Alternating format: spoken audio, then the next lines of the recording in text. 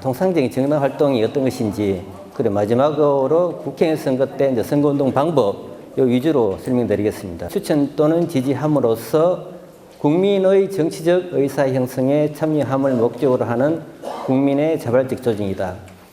그 정당의 어떤 목적이 요거 뭐 국민의 정치적 의사 형성에 참여함을 목적으로 하고 있거든요.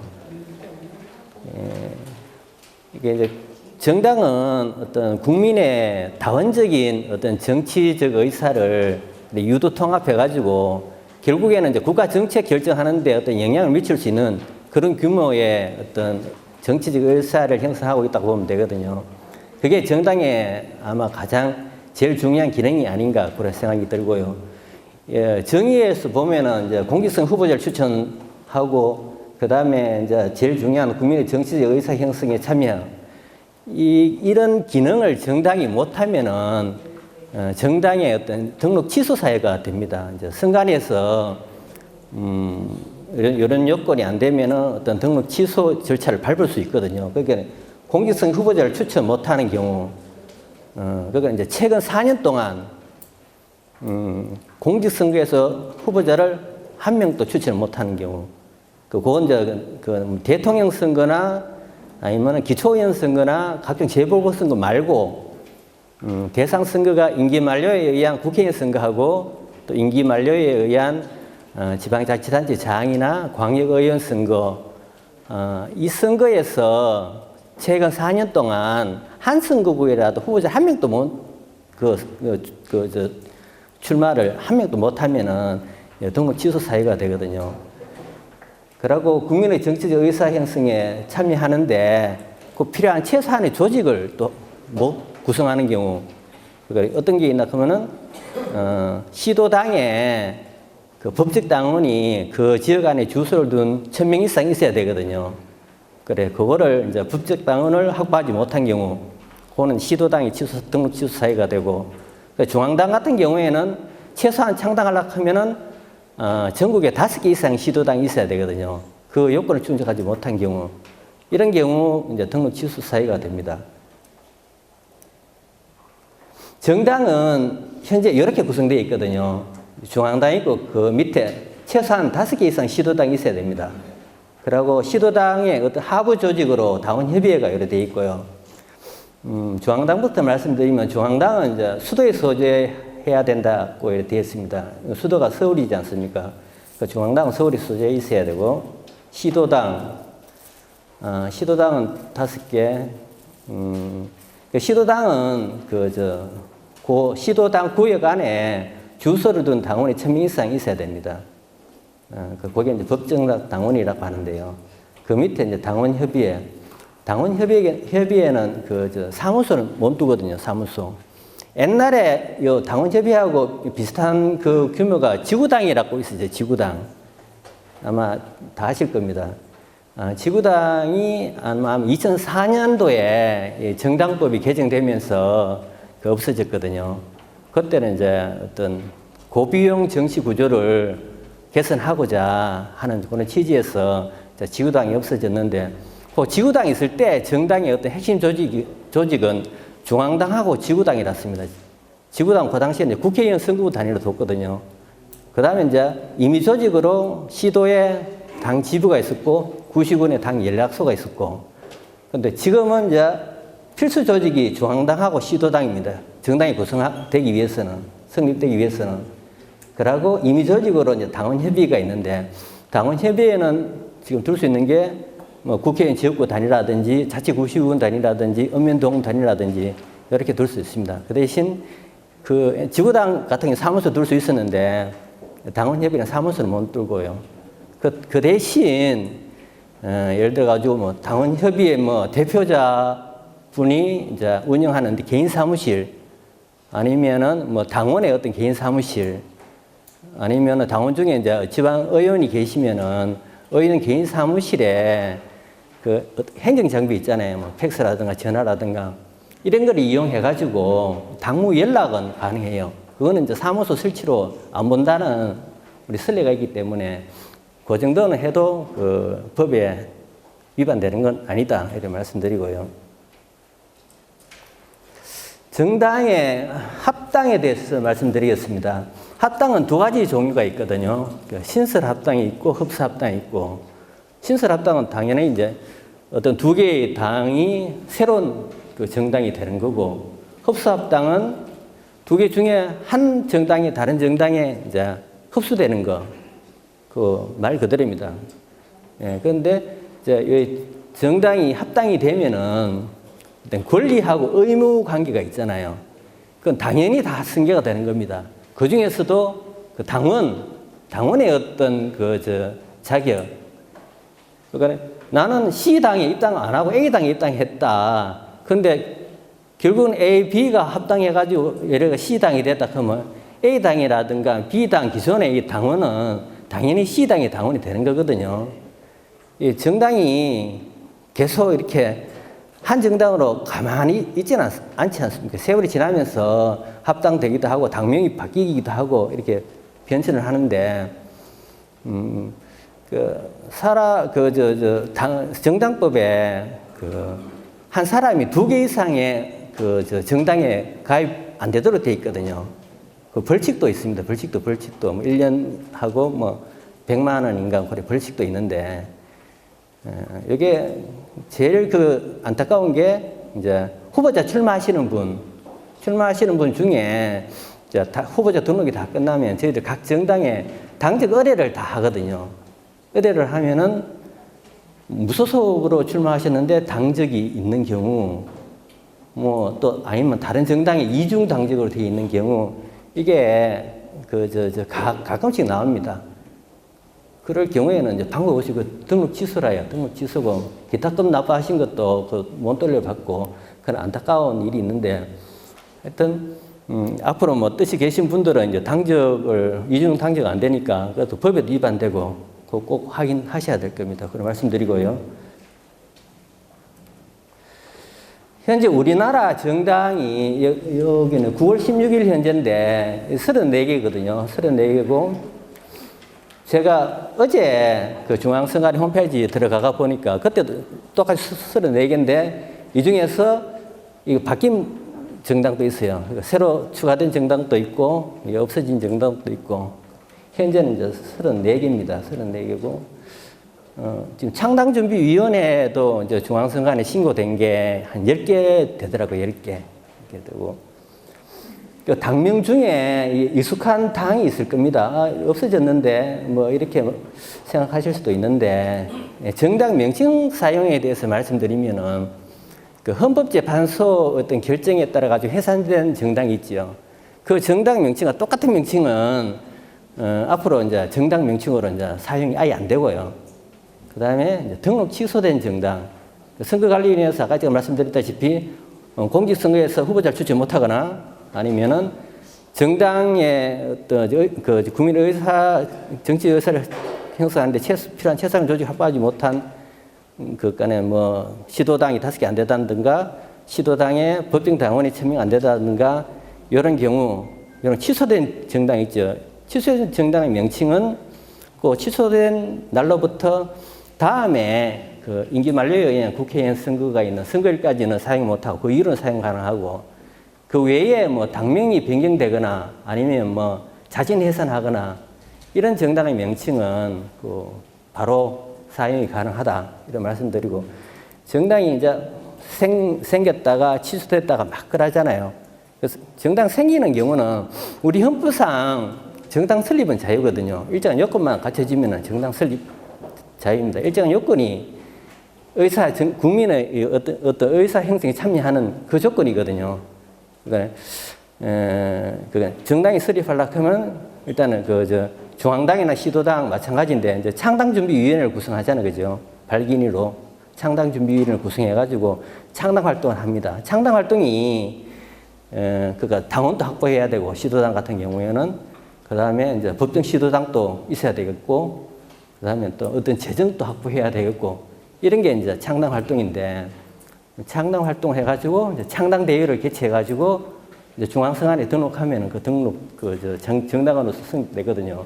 그 중앙당이 성립하기 위해서는 아까 5개 이상 시도당이 있어야 되겠죠. 그 전에 이제 시도당이 최소한 5개 이상 성립돼야 되는데, 이런 경우에는 이 미리 성립된 시도당은 중앙선관위 등록하기 전까지는 정식 정당은 아니고요.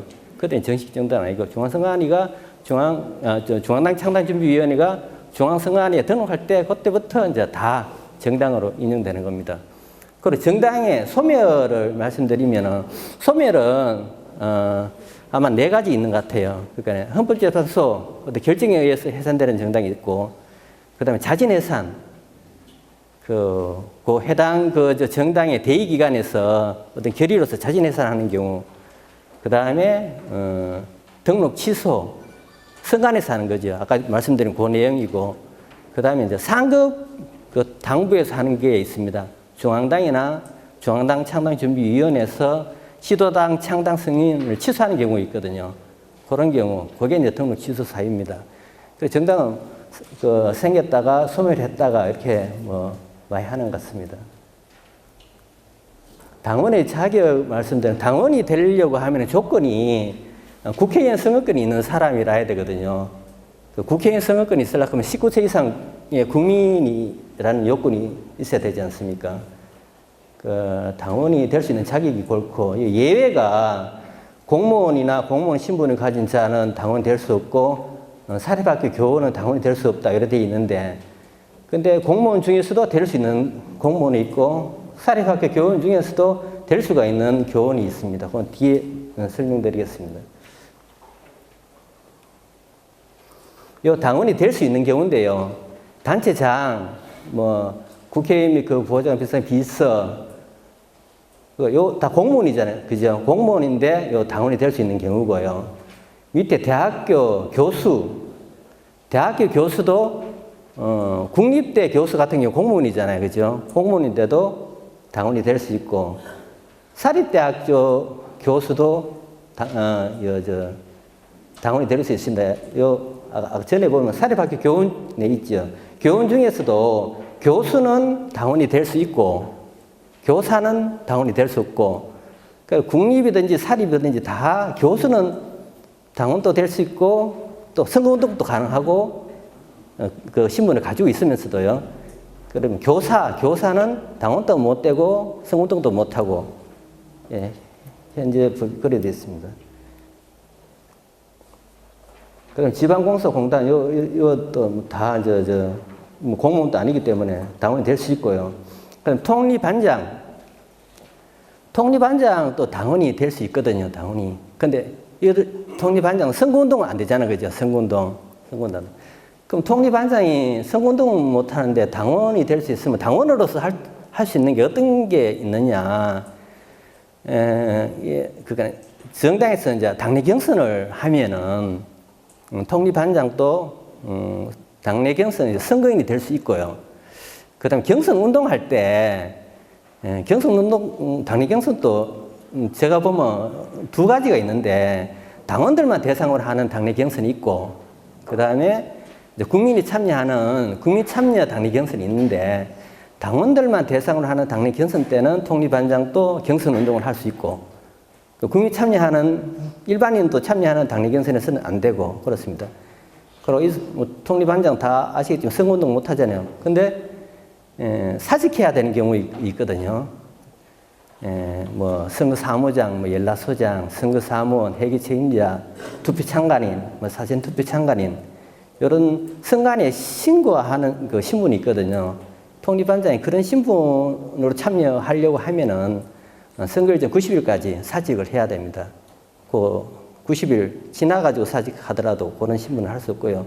근데 선거운동은 사직하면 언제든지 할 수 있으니까 선거 기간 중에도 선거운동 하고 싶으면 사직하고 바로 가능합니다.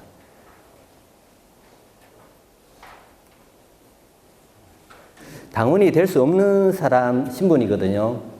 공무원 중에 아까 될 수 있는 공무원도 많습니다. 그러고 선거번호에서 벌금 100만 이상 선고받는, 이거 선거권이 없는 신분이잖아요. 그죠? 당연히 안 되는 거고, 19세 미만이 또 국회의원 선거권이 없습니다. 사립학교 교원, 교사는 할 수 없다, 그죠? 교수는 가능하고, 외국인도 안 되고요. 외국인은 국민이 아니면 외국인이죠. 국민, 국적법에. 예. 귀화한 외국인 국민이다. 기화했으면은 우리나라 예를 들어 가지고 국적을 취득했으면은 우리나라 국민이고요. 국적법에 따라 가지고 아직 대한민국 국민이 아닌 사람은 외국인입니다. 여기 이제 다 입당하시려 그러면은 입당 원서를 다 다 하셨잖아요, 그죠? 다 시도당에 다 제출하시잖아요, 그죠? 입당의 효력은 입당 원서를 제출했을 때가 아니고 그 시도당에 당원 명부가 있거든요. 그 당원 명부에 등재될 때 그때부터 이제 입당의 자격이 있는 겁니다. 예를 들어 입당 원서 제출한다 해서 시도당에 다 받는 건 아니잖아요. 그 당원 자격 어떤 심의기관에서 심의를 합니다. 심의를 해가지고 이게 이제 적격으로 이렇게 당에서 그 판단을 하면은 이제 그때 이제 당원 명부에 등재되는 거거든요. 근데 예를 들어 근데 시도당에서 난 입당하고 싶은데 접수도 안 해준다. 심의도 뭐 안 해준다. 뭐 특별한 사유 없는데 심의에서 부적격으로 나왔다. 이러면은 그때는 이제 중앙당에도 할 수 있거든요. 그 중앙당에서 심의해가지고 그것도 심의하겠죠. 해가지고 이제 적격으로 이렇게 판단이 되면은 시도당에 당명부 등재해라 이렇게 명을 하도록 되어 있습니다. 그때는 이미 시도당 하면 거쳤기 때문에 중앙당에 이제 접수된 때, 그때 접수된 때 이제 그것도 그때 당원 자격이 있고요. 탈당이 있는데 탈당은 원칙적으로는 시도당에서 하는 게 맞고 아니면 뭐 시도당 안 거치고 맞고 중앙당에서도 할 수 있고 탈당은 예, 그렇습니다. 입당하고 좀 다릅니다. 정치자금법에 대해서 좀 말씀드리면은 정치자금 종류가 뭐 당비는 다 아실 거고 후원금 뭐 기타금 보조금 이래 있고요. 그 다음에 이제 정치 활동을 하는 사람한테 이제 정치 활동을 위하여 이렇게 제공되는 이런 금전 이런 거를 이제 정치 자금이라고 하는데 가장 대표적인 게 위에 있는 당비, 후원금, 기타금, 보조금이거든요. 당비는 다 아시잖아요, 그죠? 당비 다 아시고 후원금은 이제 후원회를 둘 경우에 이제 후원회에 이제 후원금 주잖아요, 그죠? 지금 예를 들어 정치인에게 후원하고자 할 때 막바로 이렇게 정치인한테 후원은 지금 안 되도록 되어 있습니다. 그러니까 그 전 단계로 후원회를 결성해가지고 후원회를 하면 후원회에서 이제 정치인한테 이제 기부를 하는 거거든요. 그런데 후원회를 둘 수 없는 신분 같으면 정치 자금을 받을 방법이 없죠. 일반 사람들한테. 친족한테는 이제 받을 수 있는데 친족이 아닌 일반인한테는 만약에 그 정치 후원에 둘 수 없는 신분이다 하면 안 되거든요. 그 지방의원, 도의원이나 시의원, 그분들이나 뭐 그분들 뭐 예를 들어 선거에 나온 입후보, 뭐 예비 후보자 이런 신분일 때도 지방의원은 후원회를 둘 수 없거든요. 그분들은 후원금을 받을 수가 없습니다. 친족 외에는 받을 방법이 없고요. 그 외에 이제 후원회는 뭐 정당 같은 경우에도 이제 중앙당하고 중앙당 창당준비위원회에서 이제 후원회를 둘 수 있거든요. 도당에서 못 두고 그다음에 뭐 국회의원 둘 수 있고 뭐 대통령 둘 수 있고 대통령 예비 후보자 때부터 둘 수 있고 현 대통령은 안 되고 그죠. 단체장 같은 경우에도 후보자 심을 때 둘 수 있고 예 그렇습니다. 중앙당 같은 경우에는 그러니까 1년에 받을 수 있는 후원금이 50억이잖아요. 50억이고 선거가 있을 때는 100억까지 배로까지 가능하고 그리고 후원금이 있고 기타금이 있는데 기타금은 우리 이제 선거관리위원회에서 그 기탁을 받아가지고 정당에 이제 다 이제 제공하거든요. 그러니까 국고보조금 배분율이라는 게 있는데 거기에 따라 가지고 이제 정당에 하는 겁니다. 얼마 전에 이제 중앙당에서도 정당에서도 중앙당 후원회가 있었잖아요. 그 중앙당 후원회가 없을 때는 정당에서 일반인이 정당에 후원할 수 있는 방법이 당원으로 참여 안 하면 없었거든요. 그 방법은 이제 선관위에 이제 기탁을 하면 선관위에서 이제 정당에 이렇게 주는 방법밖에 없었는데 그 당시에 기탁하면은 지정 기탁이 안 됐습니다. 그러니까 나는 A당에 후원금을 주고 싶다고 선관위 기탁해도 그게 안 되거든요. 국고 보조금 배분율에 따라 가지고 이래 되는 거고. 근데 이제 중앙당하고 중앙당 창당준비위원회 후원회가 생겼으니까 이제 막바로 이제 일반인 또 후원회 기부를 하면은 다 가능하고. 근데 기타 건 같은 경우에는 지금 또 필요한 게 공무원은 이제 어떤 정치적 중립을 지켜야 하는 신분, 공무원이 대표적이죠. 그런 분들은 막바로 정치인 후원에 후원금을 못 주거든요. 예, 그 같은 경우에는 이제 저희 선관위에 기타가 하면은 이렇게 배분을 하고요. 그 다음에 보조금, 국고보조금인데, 이건 국민 세금으로 이제 국가에서 지급하는 건데요.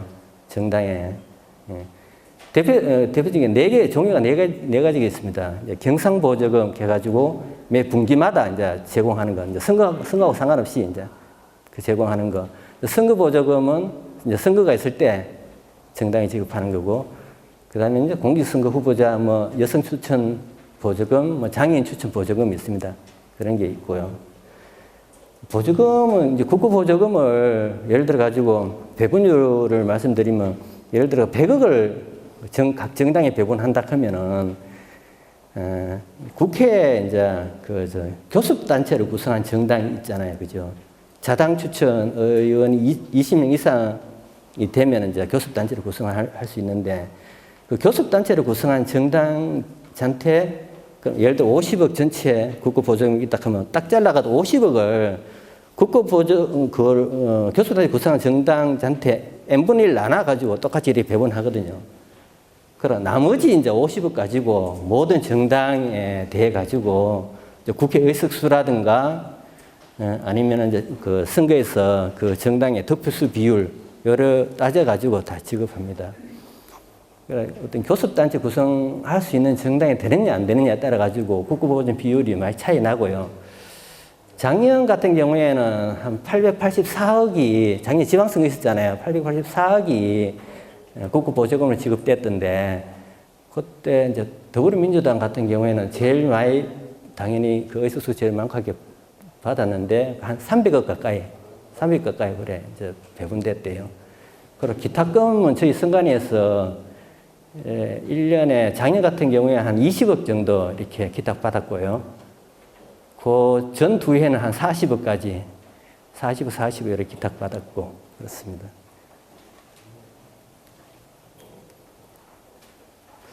당비는 넘어가고요. 후원금. 근데 당원은 이제 2개 이상의 정당의 당원이 될 수 없는데 후원의 회원은 2개 이상 후원의 회원도 가능하고요. 일반인들이 이제 후원금 기부할 때 그 한도가 있거든요. 1년에 2천만 원을 넘으면 안 됩니다. 1년에 2천만 원 넘으면 안 되고 또 한 개의 후원에 500만 원을 넘으면 안 됩니다. 그것도 대통령 예비후보자 여기에는 1,000만 원까지 가능하고 한데 보통 일반적으로 하나의 후원에 500만 원, 그 다음에 1년에 전체 2천만 원 넘으면 안 되도록 그래 되어 있고요. 기타금도 선관위 내는 건데 이것도 제한이 있는데 1회 1만 이상인가 1억 원 이하 이래 있습니다.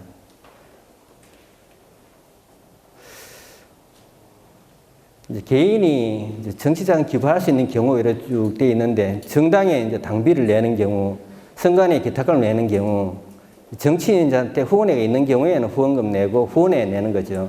후원회가 없을 때는 이거 낼 수 있는 방법이 없습니다. 그리고 개인이 정치자금 기부를 할 수 있고요. 법인단체는 정치자금 기부를 못 하거든요. 법인단체도 안 되고 법인단체와 관련된 자금도 안 되고 그렇습니다. 정치자금을 내면은 세액공제가 되거든요. 그러니까 10만 원까지는 110분의 100을 이제 종합소득세에서 공제를 하고 그 공제 금액의 10%를 지방소득세에서 추가로 공제하고 이런 식으로 되어 있는데요.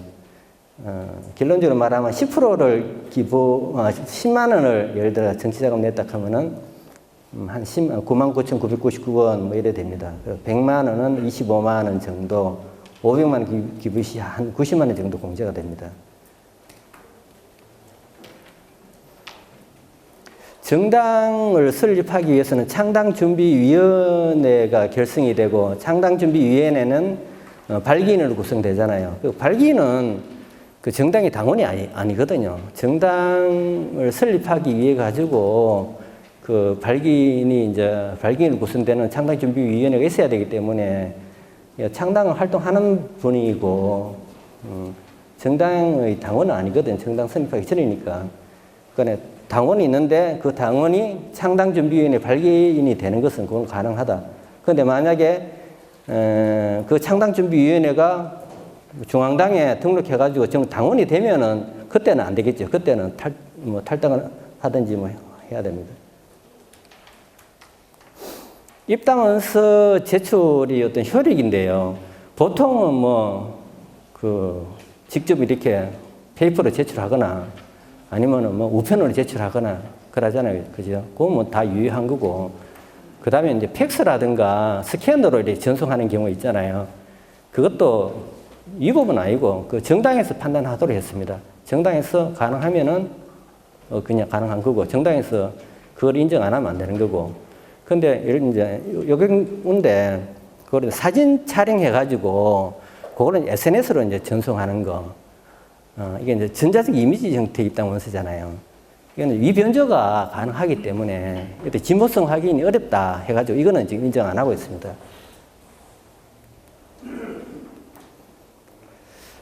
통상적인 정당 활동에 제가 두 가지 말씀드리는데 첫 번째로 이제 당원 모집이 있습니다. 당원은 통상적인 정당 활동의 일환으로서 이제 폭넓게 보장이 됩니다. 근데 선거법에 선거기간 중에는 안 되도록 되어 있거든요. 선거기간 안 되도록 되어 있고, 그 다음에 정당법 37조의 정당 활동의 자유에 보면은 그 전제가 특정 정당이나 아니면 후보자나 후보자가 되고자 하는 자를 지지 추천함이 없이 해야 되거든요. 그러니까 당원 모집은 선거기간 중이 아닐 때는 다 가능한데, 이런 방법 다 가능합니다. 문자 메시지나 ARS 전화나 현수막 게시하거나 거리에서 이렇게 텐트 치고 모집하거나 이게 다 가능한데, 그런데 전제가 선거기간 중이 아니라야 되고, 그 다음에 후보자나 정당을 지지 추천 반대하는 그런 내용이 없어야 되고, 특히 이제 주체가 정당이 돼요. 정당이 주체가 돼야 되기 때문에 정당의 계획에 따라 가지고 정당의 경비로 해야 됩니다. 정당의 경비로. 정당의 주체가 돼 가지고 하는 거는 당원 모집은 가능하다. 그 전에 돌아가 가지고요. 선거 기간 중에는 안 되는 건 맞는데, 근데 정당에서 입당원서를 배부하거나 당원 모집을 정당이 이제 모집을 못 하는 경우고, 당원 되고자 하는 사람이 스스로 찾아와 가지고 입당하는 거는 가능하고요. 또 이제 시도당에서 창당이나 개편 대회를 할 때는 그 집회일까지 모집이 가능하고 그 예외는 있습니다. 정책 홍보에 대해서 말씀드리면은 정당에서 이제 자당의 정책이나 정치적 현안에 대한 입장을 홍보하는 거는 지금 가능합니다. 가능한데 선거법 90조에 보면은 선거일 전 180일 안에 들어오면은 정당의 명칭이나 후보자의 성명이나 사진 아니면 그거를 유추할 수 있는 내용을 게시한 시설물은 선거일 전 180부터는 다 이제 위법으로 보거든요. 근데 정당의 어떤 당 모집이나 정당의 정책 홍보 이거는 180일 안에 들어도 가능한데 단 이것도 선거 기간 중에는 제한해 놨습니다. 그러니까 한마디로 말씀드리면 선거 기간 중이 아닌 때에 정당의 정책 홍보를 위해 가지고 현수막을 거리 게시하는 것은 선거일 전 180 안에 들어도 가능하다. 그런데 그 현수막에 예를 들어 가지고 이제 이런 현수막인데, 요거는 이제 선거 기간 중이 아니면 다 가능한 경우입니다. 180 안에 들어도. 근데 여기에 이제 후보자가 되고자 하는 당협위원회 대표자 이름이 들어가 있으면 안 되겠죠. 이는 주체가 정당이거든요. 정책 홍보는. 당원협의 대표자는 여기에 이제 들어갈 수 있고, 근데 180일 전이면은 가능했었는데, 180일 안에 들어오면은 안 되고, 요 주체가 또 이제 정당이 돼야 되고요. 요 지역위원회라고 게시되어 있는 경우도 있는데, 지역위원회도 개신을 할 수 있습니다. 개신할 수 있는데, 지역위원회에서 경비를 하면 안 되고요. 뭐 당원 개인 경비를 하면 안 됩니다. 안 되고, 반드시 이제 정당이라 하면 정당법에는 중앙당하고 시도당을 말하는 거거든요. 그래, 정당에서 정당의 경비로 정당의 계획에 따라 개시해야 되고, 여기에 정당이나 후보자를 뭐 지지 추천 반대하는 내용이 없으면은 선거 기간 중이 아닐 때는 가능하다. 이렇게 보시면 되고요. 요 마찬가지입니다. 당원 집회, 지금은 이제 당원 집회 제한이 없는데, 선거일이 가까워 오면서 이제 제한이 되거든요. 90일부터 제한되고, 30일부터는 아예 당원 집회가 안 되거든요. 90일부터 제한되는 거는 당원 집회를 개최하는 장소를 관할하는 구시군 선관위에 신고를 해야 되고, 그 다음에 개최 장소도 다수인이 왕래하지 않는 공개된 장소도 이렇게 제한되어 있거든요. 그런데 신고를 다 해야 되는데 신고 안 해도 되는 경우 있습니다. 그 정당 사무소라든가 아니면 정당의 당원 연수 시설에서 한다거나, 그 다음에 당직자 회의 있거든. 당직자 회의. 그거는 이제 신고를 안 해도 되는데, 당직자 회의 중에 중앙당의 대표자가 참석하는 당직자 회의가 있고, 시도당의 대표자가 참석하는 당직자 회의, 이런 경우만, 그러니까 중앙당의 대표자가 참석하는 당직자 회의에서 참석 대상은 구시군 단위 지역 책임자급 이상의 간부가 이제 그 참석 대상이고, 시도당의 대표자가 참석하는 당직자 회의는 읍면동 단위 이상 지역 책임자급가 참석하는 그런 참석 대상이 일반 당원은 아니고, 그죠? 책임자급 참석하는 그런 당직자 회의 중에 중앙당 대표자나 시도당 대표자 참석하는 당직자 회의는 신고를 안 해도 되고요. 그리고 30일부터 아예 안 되는데, 그런데 당직자 회의, 아까 전에 말씀드린 시도당 대표자나 중앙당 대표자 참석한 당직자 회의는 선거 기간 중에도 그건 개최 가능하고, 30일부터 당원 집회는 제한되는데 당직자 회의는 그 제한을 안 받았습니다. 그리고 당원 집회 할 때 그 장소를 이제 국고보조금 중에 이제 경상보조금하고 선거보조금을 배분 대상 정당은 그 공공시설, 뭐 국가나 지방자치단체나 뭐 지역 농협이나 이런 데 공공시설에서 뭐 관리 운영하는 그 장소나 시설은 무료로 사용할 수 있거든요, 법에. 신청하면은 그 시설 관리자는 이렇게 거부할 수 없도록 그렇게 되어 있습니다. 근데 만약에 그 시설 관리자가 그 시설 관리 운영에 관해 가지고 어떤 규정이 있는데, 그 규정에 따라 가지고 뭐 당원 집회 장소로 개최 빌려줄 수 없는 그런 이유가 있으면은, 그거는 정당 사유가 있다고 보고, 정당 사유가 있을 때는 빌릴 수 없습니다. 그거는. 당원 집회할 때 가능한 경우인데요. 뭐 교재나 홍보물이나 뭐 정당의 배지나 상징 마스코트 다 가능하고, 그 다음에 음식물은 당원 집회 때 1,000원 이하의 음료만 가능합니다. 음료. 뭐 다가류하고 아니면 식사류, 이거 안 되도록 되어 있거든요. 그리고 정당의 대표자가 개최하는 각종 행사에 모범 우수 당원에게 상장과 표창, 통상지 부상 수여, 이거 가능합니다. 가능한데, 이거 정당 대표자라고 하는 거는 중앙당하고 시도당 대표자를 말하는 거거든요. 그 당원협의회 그 대표자는 정당 대표자가 아니거든요. 시도당 하부 조직이, 당원협의회가 하부 조직이기 때문에 당원협의회 대표자가 이렇게 이제 부상을 수여하면은 그 받는 대상이 선거 구민이나 이거나 연고가 있다 하면은 그건 안 되죠. 그 위반됩니다. 당원 집회 때 안 되는 건데요. 기부행위는 뭐 다 안 됩니다. 음식물도 다가리부터 안 되고 음료수밖에 안 되고요. 이상으로 이제 정당법하고 정치자금법에 대해서 설명을 드렸고요. 내년 4월 15일 날이 이제 제21대 국회의원 선거잖아요. 예비후보자 등록이 다음 달 17일부터 있습니다. 그리고 여기 이제 선거일정 120일부터인데요. 이때부터 또 이제 그 정당 선거 사무소도 이때부터 99마다 이제 정당에서 할 수가 있고요. 선거일정 그 150일이면은 11월 17일인데 지금 지났잖아요. 지금 국외 부재자 신고 지금 접수하고 있거든요. 국외 부재자 신고 지금 진행되고 있습니다. 그러고 이제 선거일정 180일을 크면은 10월 18일이죠. 이때부터 제외선거관리위원회가 지금 그때부터 설치되고, 그 다음에 아까 제가 말씀드린 선거에 영향을 미치는, 선거운동에 이르지 않았지만 선거에 영향을 미치는 시설물, 인쇄물이 지금 제한되고 있고요. 선거는 이제 4월 15일 날 실시가 됩니다. 예비후보자 12월 17일에 등록하면은, 예비후보자는 그 예비후보자의 어떤 선거운동 방법을 이렇게 선거법에 몇 가지 이렇게 할 수 있는 방법이 있는데, 이런 방법으로 할 수가 있습니다. 보통 선거운동은 선거 기간 중에만 할 수가 있고, 선거 기간 중이 아닌 때는 선거운동 일단 안 되고, 근데 예외가 뭐 평상시에 할 수 있는 선거운동 방법이 있죠.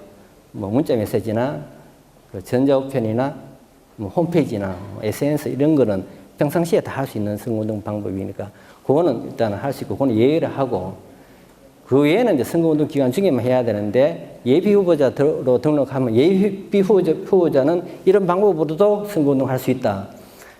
그게 이제 선거사무소 설치할 수 있고, 선거사무소에 간판, 현판, 현수막 설치할 수 있고, 그 다음에 명함을 이제 예비후보자가 이제 배부할 수 있는데, 예비후보자 외에 이제 명함을 독자적으로 배부할 수 있는 신분이 예비후보자 배우자가 있고, 그 다음에 예비후보자의 직계준비속이 있고, 그 배우자가 만약에 없다 하면은 예비후보자가 지정한 한 사람이 대신 할 수가 있고, 이런 분들은 이제 독자적으로 자기가 이제 판단에 따라 다니면서 지지 호소하고 명함 배부하고 다 할 수 있고요.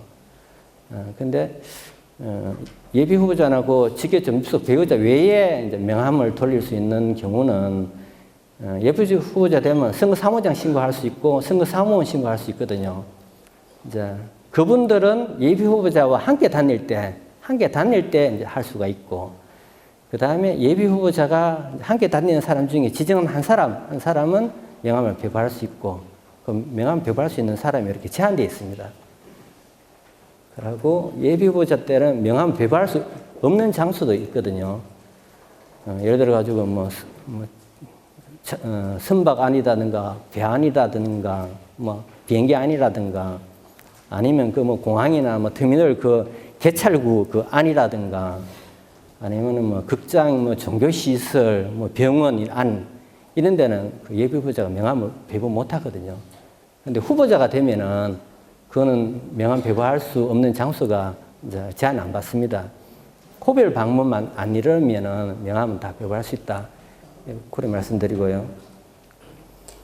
예비후보자 홍보물, 이건 이제 세대에서 10분의 1 범위 내에서 선관위에 신고를 하고 예비후보자 발송을 매 세대에 발송하는 거고요. 소품이 있습니다. 어깨띠 표지물. 요거는 예비후보자만 할 수 있는 거다, 그죠? 예비후보자 때 선거사무장하고 뭐 선거사무 회계책임자 신고를 하지만 그분들이 뭐 어깨띠하고 표지물 할 수 없고요. 뭐 선거사무장이나 선거사무원이 할 수 있는 거는 아마 명함을 예비후보자 함께 다닐 때 이렇게 주는 경우 외에는 그분들이 특별히 선거운동 할 수 있는 방법 없는 것 같아요. 예비후보자 신분일 때. 소품은 이제 예비후보자가 할 수가 있고, 그 표지물 같은 경우에는 규격이 1m, 1m잖아요. 가로세로. 근데 그거를 이제 착용을 하도록 돼 있거든요. 착용. 근데 그거를 피켓처럼 이렇게 들고 일하면 그건 안 되고, 단지 이렇게 목걸이로 해가지고 거는 거는 그 가능하고요.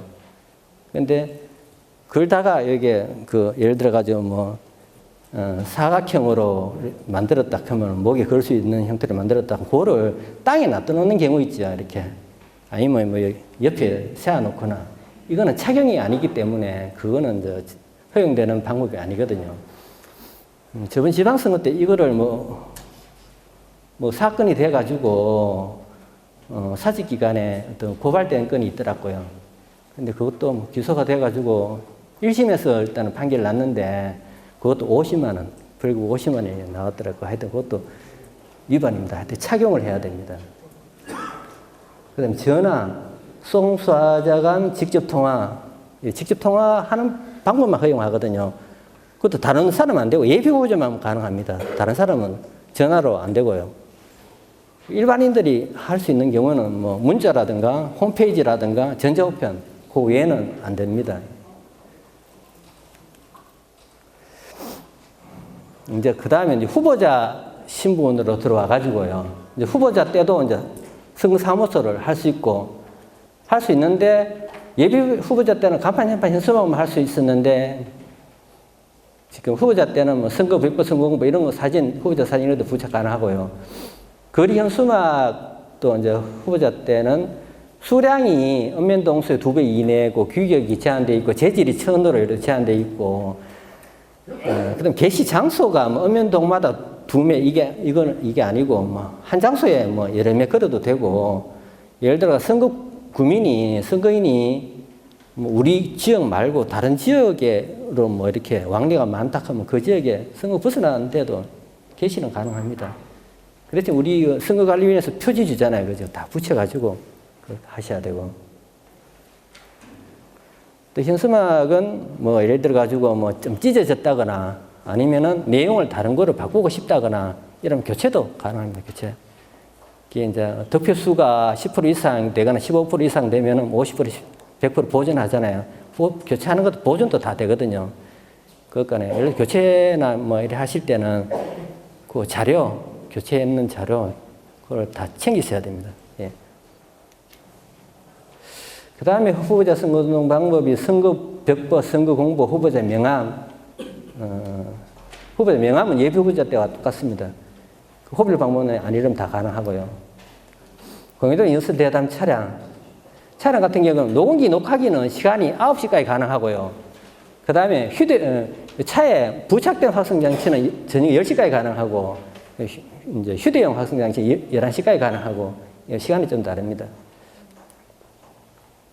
방송 연설, 이것도 있죠. 인터넷 광고. 그 다음에 어깨띠 위도 표절 수익 마실 것도, 이거는 이제 후보자 신분일 때는 그 선거사무장, 뭐 선거사무원, 회계책임자 이런 분들 다 이거 가능하잖아요. 그죠? 이게 다 가능하고. 여론조사 관련인데 후보자가 여론조사를 할 수가 있는데 이제 후보자가 한 여론조사는 공표보도가 안 됩니다. 공표보도가 안 되고 여기서 이제 주의해야 될 거는 이제 일반인들이 이제 공표보도된 거를 인용하여 공표보도할 때 이때는 예를 들어 뉴스에 뭐 누가 몇 프로 나왔다 해가지고 그거를 SNS로 이렇게 다른 사람들한테 이렇게 공표를 할 때 뭐 이렇게 전송을 할 때 그냥 그 내용만 하면 안 되고요. 거기에다가 4가지를 반드시 기재해야 되거든요. 그러니까 누가 조사했는지, 조사 의뢰자, 조사한 기간이 어딘지, 여론조사 기간, 언제 했는지, 조사 일시, 그 다음에 그 밖의 사항은 중앙여론조사심의위원 홈페이지 참조. 공표 보도된 거는 다 그 중앙여심 홈페이지에 등록이 되어 있습니다. 등록이 안 된 거는 공표 보도를 못 하거든요. 그러니까 그 4가지를 반드시 기재해야 되고, 만약에 4가지 기재 안 돼 있는 경우가 가능한 경우가 요 4가지가 기재되어 있는 뭐 그 신문이라든가 뭐 어떤 인터넷 어떤 공간을 링크 시켜가지고 링크하면 그 내용이 나올 수 있도록 했는 경우는 그 4가지를 기재한 것으로 보거든요. 하여튼 공표 보도할 때 그거 유의하셔야 됩니다. 그 다음에 문자, 인터넷, 전화, 뭐 구도로성, 지조소 다 가능하고요. 그 다음에 자동동보 아시죠? 자동동보. 자동동보로 문자 메시지 보낼 수 있는 사람은 예비 후보자는 후보자가 가능하고 또 8월 이내에서 선관위에 신고를 해야 됩니다. 일반인들이 문자 메시지로 평상시에 다 선거운동을 할 수 있지만 자동동보를 못 하거든요. 선관위에서 자동동보라는 거는 동시에 수신 대상자 수가 20명을 넘어가거나 20명이 안 되더라도 프로그램에서 자동적으로 수신 대상자를 선택하는 거, 이거 다 자동동보로 보거든요. 그러니까 이런 것도 안 되니까 일반인들이 문자 메시지 보낼 때는 20건씩 이렇게 끊어가지고 이렇게 선택해가지고 보내고 또 20건씩 선택하고 보내고 요거는 가능하고 자동 동봉은 안 된다. 이거 말씀드리고요. 예, 이제 뭐 제일 많이 하시는 게 문자 메시지 카카오톡인데요. 다 언제든지 가능하고 그 다음에 음성 화상 동영상 다 가능하고요. 그 다음에 이제 문자 메시지 자동 동봉은 안 된다. 그거 말씀드립니다. 예, 이상으로 제가 이제 정치관계법에 대해서 두서없이 이제 설명드렸습니다.